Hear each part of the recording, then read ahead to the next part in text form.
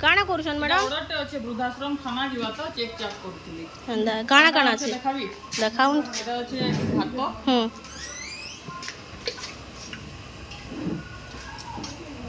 डाली याडा बोला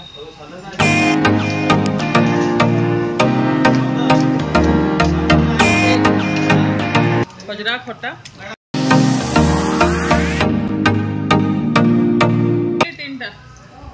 एटा अच्छे मटर पनीर तार संगे अच्छे एटा पापड़ ए जगह अच्छे मीठा